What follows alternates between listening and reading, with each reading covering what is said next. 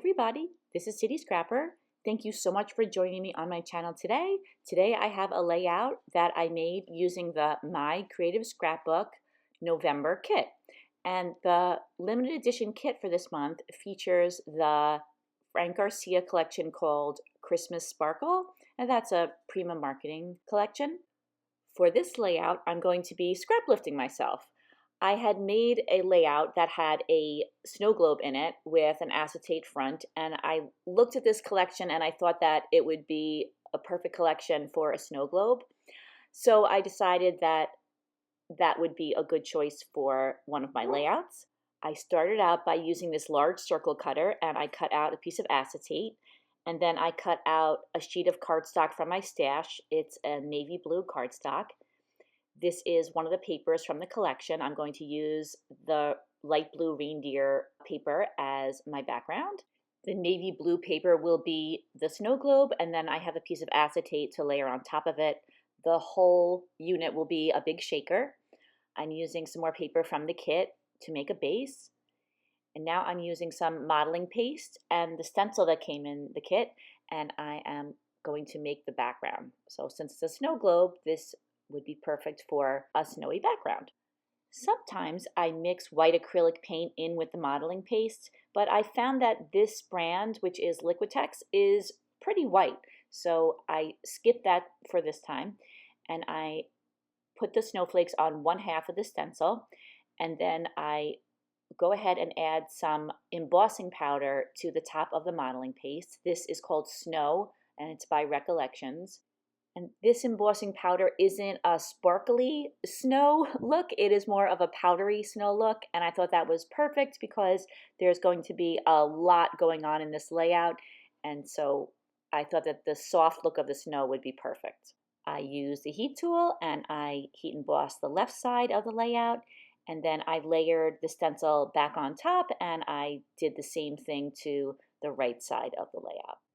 The next thing that I did was I took the acetate and I took some Snow Tex, and I'm using a dollar store palette knife, and I'm just applying a thin layer of the Snow Tex to the outside of the acetate. And I do this because since I'm going to make the whole thing a shaker, I want to have something to hide the foam that's behind it. And then I also like the idea of having some snow on the outside of the snow globe. Now I'm cutting out another circle. I'm going to use this as snow on the bottom. So I tear the paper and I have to adjust it a few times till I like the amount of snow that I have on the bottom of the layout. So I think it's always better to tear conservatively, and then you can always tear off more. So I'm using some adhesive and attaching the snow down, and I test that snow globe on the background. I have a thin border of the navy blue all around the outside. I thought that that would be a good idea because I didn't want the navy blue that's in the snow globe to be the only navy blue that is on the layout. And then you could see here that I'm also putting a piece of pink cardstock on top of the blue and behind the pattern paper. I'm using some Distress Oxide to ink the edge, and I believe that's Stormy Sky. Stormy Sky is a great match to this collection, so I use it quite a bit for this month's kit. I attach all three layers together, and then I was thinking that I wanted to use this photo for the layout. I was thinking that a smaller photo would be a good idea. So I trimmed down this was a 4x6 inch photo, but I trimmed it down to a much smaller size. I use the Stormy Sky again to ink the edges. I don't end up using this photo. I ended up deciding that it was too small and I felt like it got a little lost, so I ended up going back and using a larger photo. I mounted this piece of chipboard that says Merry Christmas on some of the same pink cardstock that I used in the background. And then I begin bringing some of the die cut and chipboard elements to the layout. To the left of the photo, there's a die-cut Christmas tree. It's really beautiful. And then underneath it is a really cute little fawn with a Santa hat on and a wreath of flowers around his or her neck. I attach the photo down, and then on the right, there's one of the many beautiful angels that are in this collection. I just absolutely love that one in particular. I trimmed down the base of the snow globe that's at the bottom. I just thought it looked a little bit too big. And now this is the photo that I'm going to be using on the layout. I just like the bigger size. I decided to pop it up on some foam. Since I'm making this a shaker, I didn't want to pop it up too much. This fun foam is not very thick, and the foam tape I'm going to be using is a little bit thicker than this. So I thought I would be okay if I pop this up on that thinner foam.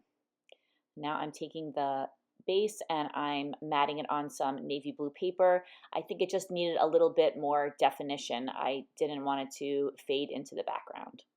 I also add some embellishments to the base. I add a really cute pink soldier to the left, and I'm adding a pink colored peppermint to the right, along with a little bell. I end up moving that bell to another part of the layout. I had this little bit of trim from another layout. I used a very old border punch and I punched it out, and I thought that it would just add a nice little detail to the edge of the base where it meets the snow globe. Then I was thinking of what I wanted to do to decorate the tree. I love making Christmas layouts extremely blingy, and you can see here very busy. So I took out my stash of self-adhesive pearls. I started by adding some blue pearls to the tree in 2 different sizes. And then I added some pink pearls, and then I added some very tiny silvery gray pearls to the tree. Earlier I showed you how I was using the Stormy Sky Distress Oxide to ink the edges of the chipboard that says Merry Christmas. I also used it to ink the edges of the die cuts that are on the page, and also that little border that I had put on the page earlier. I just like the way that particular color looks with this collection. As I said, I think it's a good match. So I took one of the peppermints, I put a pink self-adhesive pearl, and that's going to serve as the tree topper for my Christmas tree. And now I'm popping up the angel. Because I popped up my photo, I want to make sure that the angel is also popped up and it can sit nicely against the photo. I use my favorite punch, my EK Success Photo Corner Punch, and I punch out some photo corners. And I am again using the Stormy Sky to ink the edges of the photo corners. And then I am going to attach the photo corners down with some ATG adhesive. And then I add some self-adhesive pearls. I put blue pearls on opposite corners and then pink pearls on the other set of opposite corners. I added a little bit more white paper to the left. I just felt that the snow looked a little uneven. It's really just a detail, but I want to make sure that everything is just the way I want it, because I'm going to be putting acetate on top of all of the things that are on the blue paper, and I know it's going to be hard to get back in there if I have to fix anything. I add some 1/4 inch adhesive foam all the way around the outside of the circle, except where I know that the base is going to go. I have to piece it together a little bit. On the left, I want to make sure that there are no gaps in the foam, because of course I don't want any of the sequins that I put in the shaker to come out. Now I'm adding a few more of those self-adhesive pearls and I'm gluing them down again, because I don't know if I'll be able to get back into the shaker once I create it. This cluster that I'm putting on top of the photo right now, using some chipboard flowers and some pine needles that I cut out of some silver paper, this ends up being taken off. And the reason that I take it off is not because I don't like it, because I think that it looks pretty, but once I started adding some other things, I just felt that it was just too much. There was just too much stuff going on inside that snow globe, and I wanted there to be some of the blue paper showing through. So I actually have to perform shaker surgery, because I had already stuck down the acetate. So I did that off camera because that was kind of a messy process. And opening up the shaker was exactly what I wanted to avoid, but sometimes that happens, and it worked out in the end. I pulled the backing off of the tape, and then I ended up putting another layer of the foam tape on top of the one that I already had.